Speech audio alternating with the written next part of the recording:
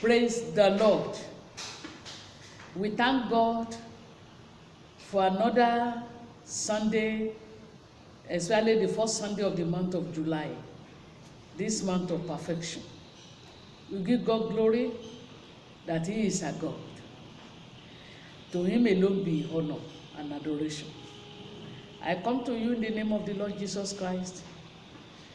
I am Oladimeji from the Love for Food Evangelical Church. Before we go into the Word of God, let us pray.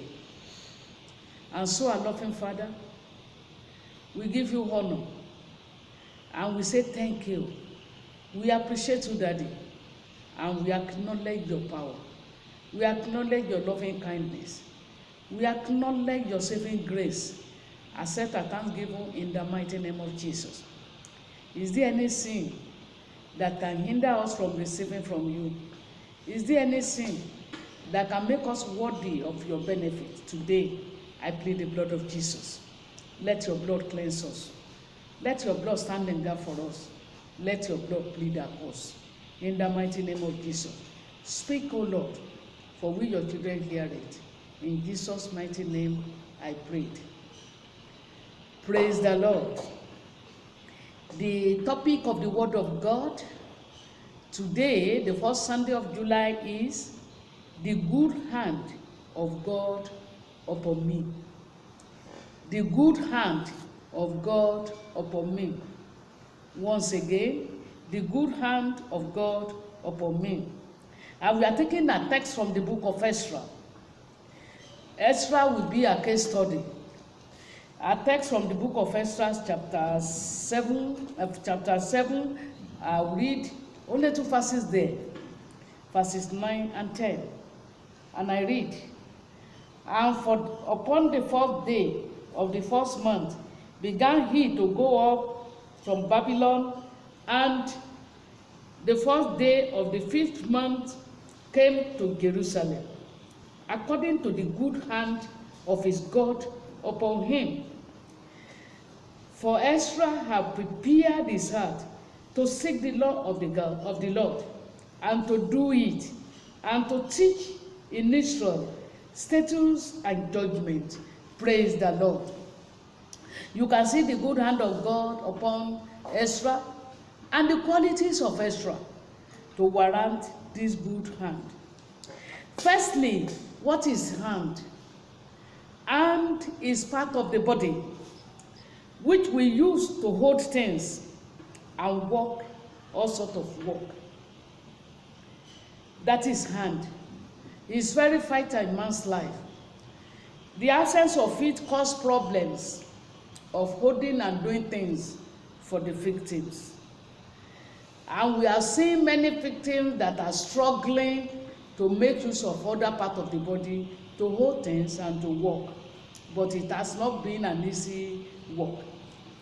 Put in another way, which definition we are making use of today, hand can mean the impact of the visible power or influence of somebody on another man.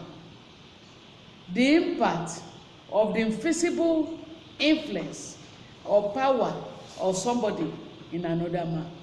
It can be the influence or the invisible power of God operating in man's life, which can be for good or for bad. I just pray, hence the people say when they see something like that, oh, if it is the bad hand of man upon man, they will say, oh, the hand of the enemy are upon this, or the hand of the world are upon this fellow.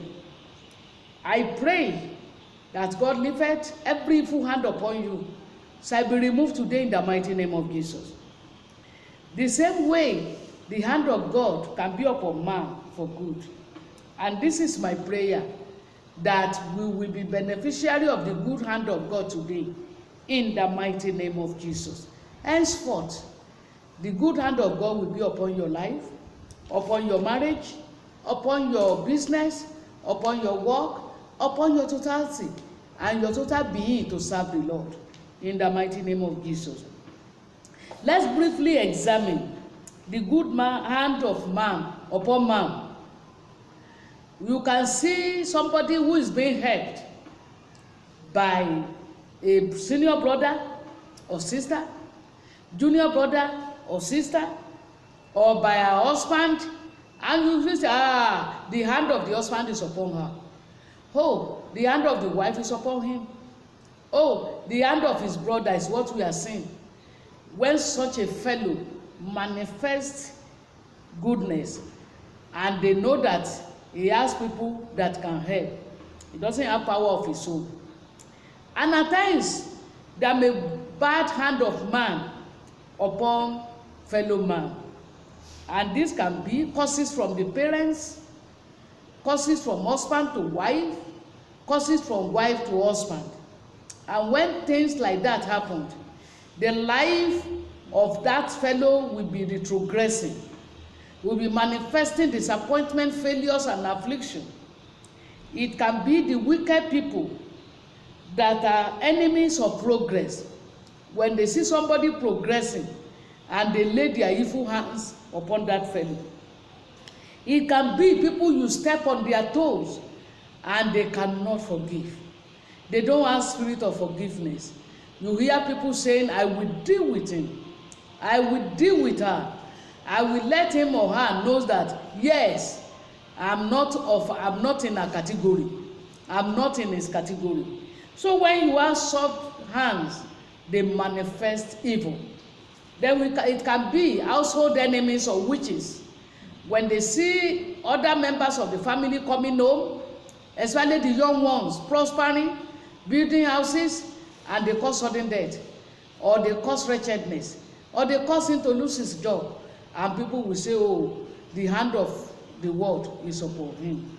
Every evil hand upon you, today I declare, I decree, in the mighty name of Jesus, is removed in the mighty name of Jesus. That's why the song says, there are three hands: the hands of the enemy, the hands of the world, the hands of people, the wicked people in your life. The three hands should be destroyed. Such three hands should be removed by the power of the Lord. Now let's come to the real issue. The real issue is the good hand of God upon man. As I've read to you in the book of Ezra chapter 7, verses 9 and 10. Ezra enjoyed greatly the good hand of God upon him. Not only Ezra, Nehemiah also enjoyed greatly the good hand of God upon him. Not only that, the apostles in their own time, the early church, they enjoyed the good hand of God upon them. Let me quickly read those of the apostles. In the Acts of Apostles, chapter 4, I'm reading verse 31 and 33. And when they had prayed, the place was shaken where they were assembled together, and they were all filled with the Holy Ghost, and they spake the word of God with boldness. Oh, what a wonderful experience! What a wonderful experience to be enjoyed! What a awesome experience for the life of Christian. The apostles saw the good hand of God upon them because they prayed that prayer. They are not praying against individuals' enemy. They prayed that prayer on common voice. They prayed that prayer on common problems, facing the spread of the gospel. And the Lord heard from heaven. The Lord heard from heaven. He gave them a sign. The place was shaking. The place where they prayed shook. And they were all filled with the Holy Spirit.